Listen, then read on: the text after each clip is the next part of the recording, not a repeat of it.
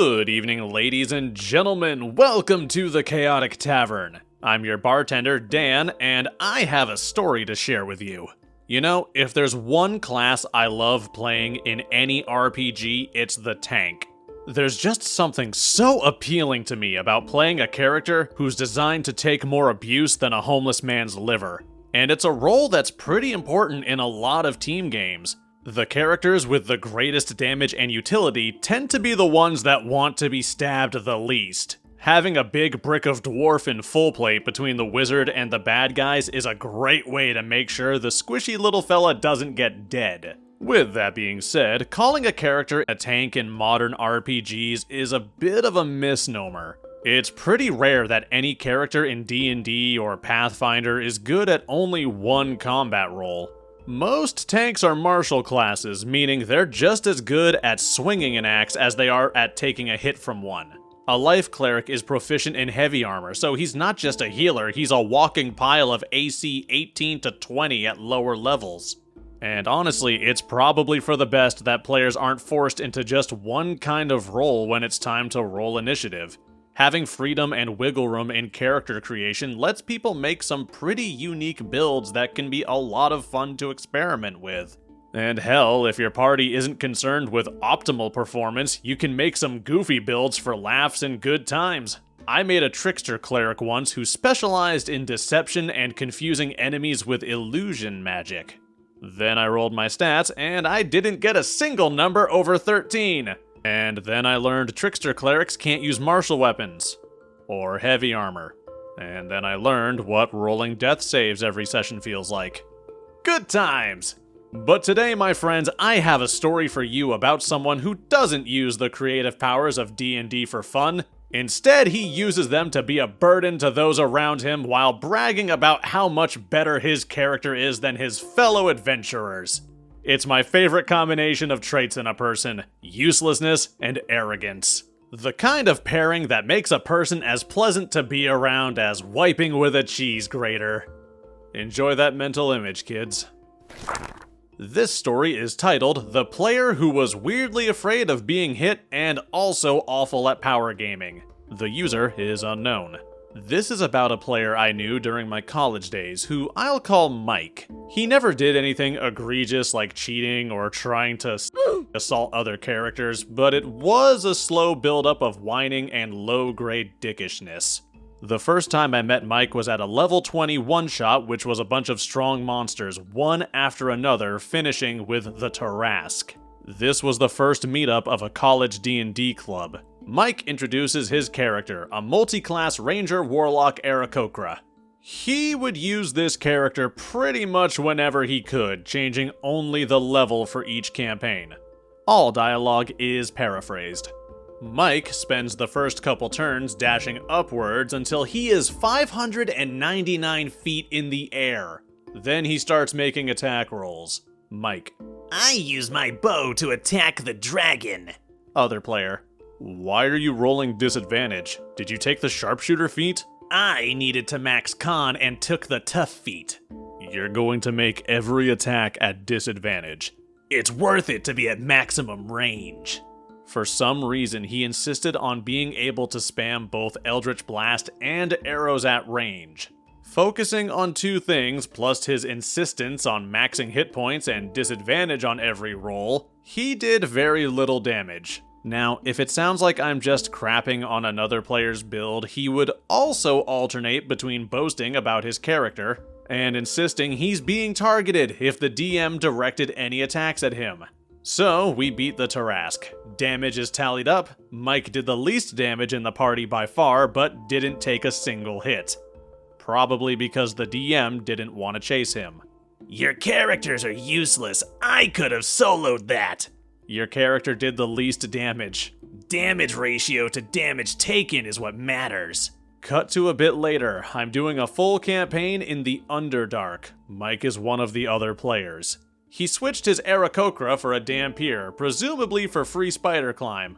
And guess what? Spent the entire time on the ceiling at maximum range, plinking away at enemies. He gets hit by a single crossbow bolt while the paladin is bleeding out on the floor. Targeting! A drow sneaks up on him using its own spider climb. You're bullying me! At the DM. Eventually, the players are trying to cross this giant chasm filled with spider webs. We're fighting a Beholder variant, and it uses a paralysis ray on Mike. He fails the save, and he falls into some spider webs. Mike starts whining about it for a minute. When he realizes the DM won't take it back, he gets up, knocks over the DM screen, and storms out. This was the last I saw of him for about a year. I too enjoy being a petty little bitch, Mike. It's a trait I wear like a warm winter coat on a cold December evening. The difference is I try to only wear it in the privacy of my own home where other people don't have to see it. Look, you don't have to play an optimized character in D&D. Hell, you don't even have to play a particularly good character in D&D. There's nothing saying you have to be the best of the best, but making a character whose entire purpose is being non-existent during combat is certainly an interesting choice. Why even take the tough feat if your goal is to never have it come up? I have so many questions for this man. It goes without saying that it's not really appropriate to tell people how to play their characters, but there are always exceptions to rules, and this feels kinda like one of those exceptions. Mike, my dude, you're not helping while also being an absolute prick. In fact, your very presence makes everything worse for your party. The DM is probably balancing encounters around the party size, even though you're not really a factor in those fights. A portion of the loot and experience is being sent to you just because you courageously decided to show up and be irrelevant. If there was ever a time when a DM should step in and have a chat with someone about their playstyle, this is it. And that's even without considering Mike's stellar personality. Sadly, I've had to play with someone like this. The person compensated for their lack of a pleasant demeanor by also being a waste of space in-game as well. People like this are kinda the worst because they often avoid crossing the line hard enough to warrant removing them, but they'll tiptoe just close enough to it to make you want to rip your hair out. And usually they're not the kind of person that is open to dialogue when you suggest they not do that. They can be pretty passive-aggressive, which is why I'm surprised Mike here had the nerve to lash out physically before storming off. But look on the bright side. The trash took itself out. Why is there another 4 minutes in the video? Later, I'm DMing my own campaign set in Chult. Some of the players really like Mike for some reason and ask me to include him. He insists on his usual build. Sigh. There's a bunch of minor incidents, like him not being able to see through a jungle canopy 600 feet up at night. The players reach the midpoint boss. It's a demon snake man who's fire immune and a sorcerer. The players have had a skirmish with him before and think his most powerful spell is Lightning Bolt. Mike. He has a 100-foot range on his spell and his movement is 30 feet. I'll fly 140 feet away and attack. Me. I notice you've put your character over the lava pit in the center of the map. Too bad you can't do anything. Distant spell meta magic plus upcast sleep. He yelled at me and stormed out. That was the last I saw of him in person. I didn't get a chance to roll for anything, and I wasn't even planning on killing his character. It would have been a jailbreak plot for next session. Cut to another year later, I open the university newspaper and see his picture. He's the head of the university's conservative student club and got a prestigious job as an aide in a congressman's office. I've since not heard from him, but who knows? I might have played D&D with a future senator. Wow, someone involved in politics is a shitty person to be around? I am shocked I tell you.